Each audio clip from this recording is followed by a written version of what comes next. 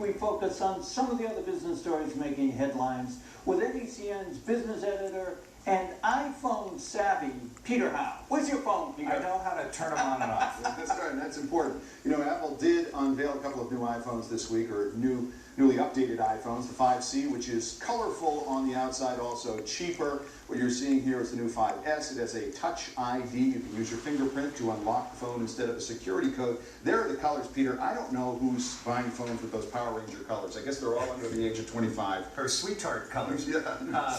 You know, call me jaded, but I'm just kind of tired of this whole thing. The kind of guy in dungarees walking around, and here's the latest, greatest phone. It's the It took you this long? 7th and 8th versions of these, and this totally bombed on Wall Street. You know, Apple's stock got pounded, went back under $500.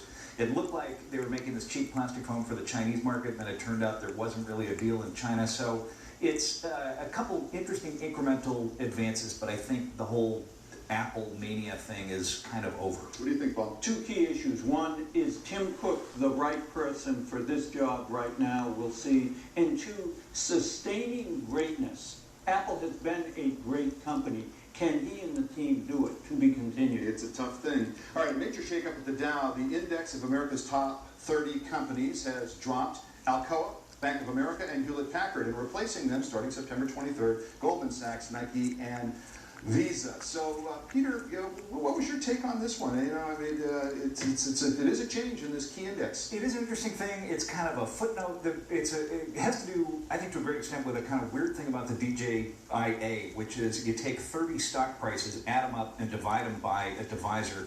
And so if company stock prices get too high or too low, you need to swap in different things to kind of keep the numbers in sync. I sort of feel like Visa and Goldman are, you know, functionally replacing Bank of America.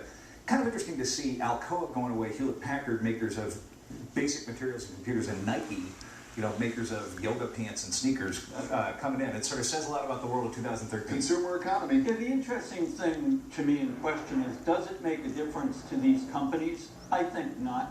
I think they have to focus on fundamentals, and this too will come to pass. We'll see. Twitter is going public. The announcement came in a tweet. Peter, you're a very good tweeter here at NECN as our business editor. Is this a big deal? Kind of reminded me a little bit of Facebook. You know, people are comparing it to Facebook or to Google, which I think is sort of unfair. I think this is never going to be that big, but I think this is a great little company. It's I think almost nobody knows this. It has barely 1,300 employees. It gets huge amounts of attention and engagement. It's doing a good job of not oversaturating you with ads. I think it can make some money, and investors can make some money in it. What do you think, Paul? As a non-tweeter, full disclosure, the interesting thing to me about this, under the Jobs Act, they have less disclosure to commit because they're under $1 billion. So it'll be interesting. The amount of financial information is going to be less on this than on Facebook.